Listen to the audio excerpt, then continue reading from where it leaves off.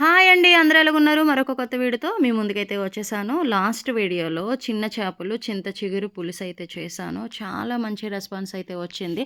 చాలామంది కామెంట్స్ అయితే పెట్టారు. ఆ చిన్న చేపలు క్లీనింగ్ చాలా చేశారు. ఒకసారి మళ్ళీ ఆ వీడియో చూపించండి అని మళ్ళీ వారి కోసం నేను అంటే చాలామంది పిల్లలకి ఇప్పుడు కొత్తగా పెళ్ళైన పిల్లలకి చాలామందికి ఇవి చేపలు ఎలా చేయాలి అనేది తెలీదు. సో, నేను మరొకసారి చేసి చూపిస్తున్నాను. చాలా చాలా ఈజీగా చేసుకోవచ్చండి. ఇది ఉంది కదా, జస్ట్ దీన్ని ఇక్కడ పట్టుకొని ఇక్కడ ఇలా పడమే, ఇది తీసేసి దీన్ని అయిపోయిందండి. ఇది అవసరం లేదు కానీ తీసుకుంటే మంచిది.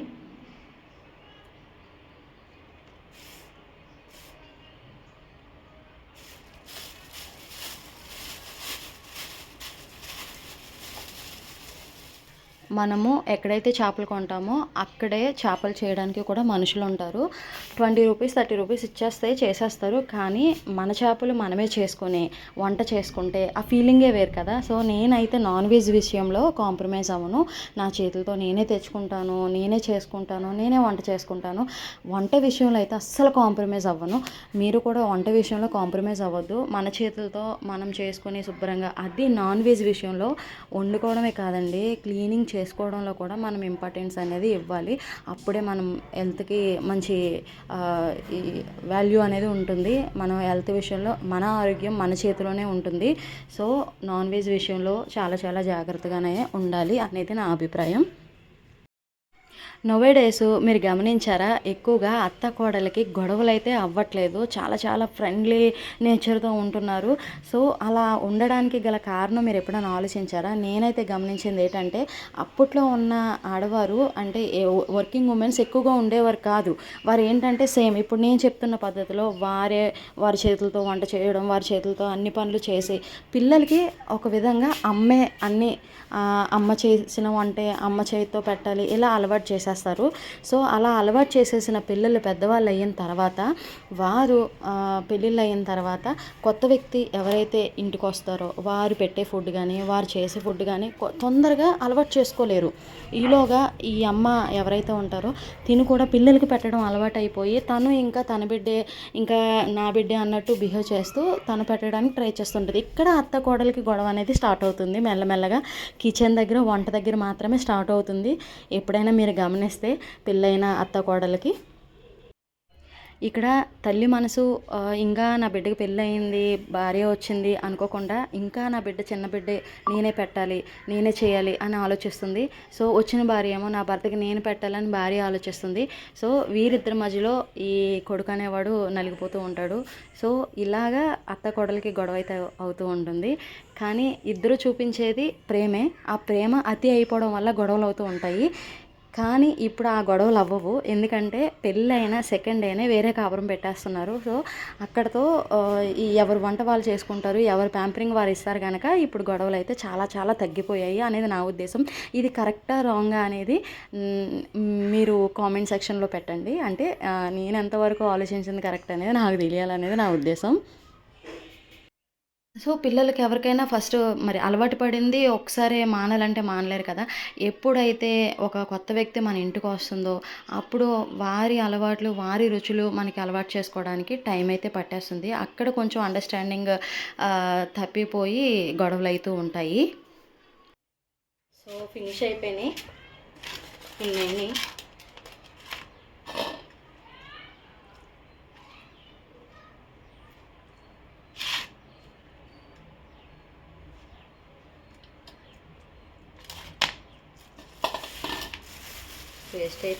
వేస్ట్ అయితే ఇంత వచ్చింది. సో ఇవి పడేసి ఇవి ఇప్పుడు ఎలా కడగాలి ఏంటి అనేది మళ్ళీ నేను మరొకసారి మీకు చూపిస్తాను. సో ఇంత అయినాయి మొత్తం.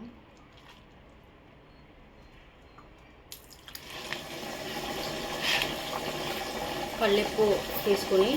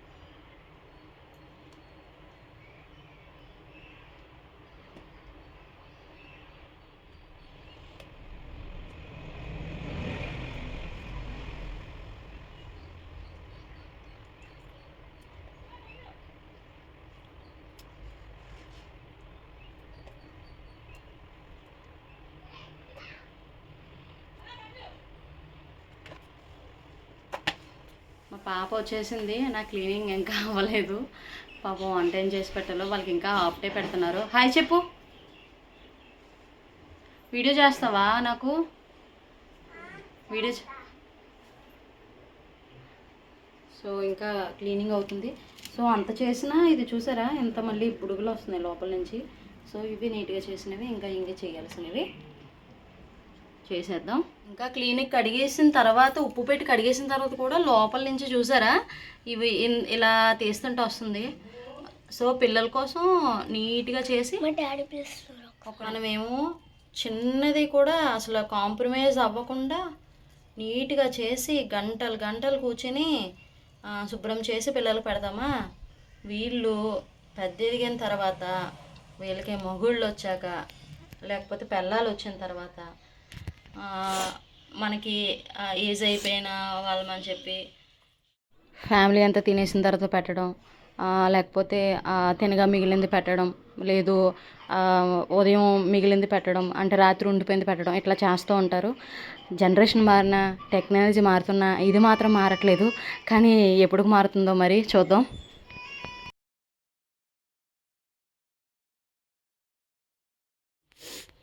సో ఫినిష్ అయిపోయినాయి.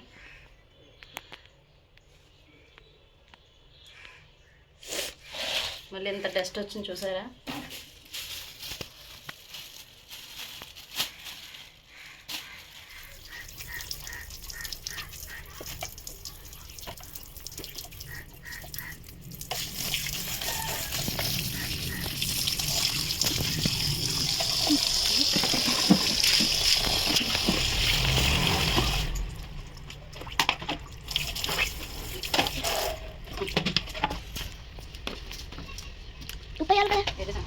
రాకముందే నేను కలిసాను ఫైనలీ. సో రెడీ అయిపోయినాయి, నీట్గా చేసేసాను.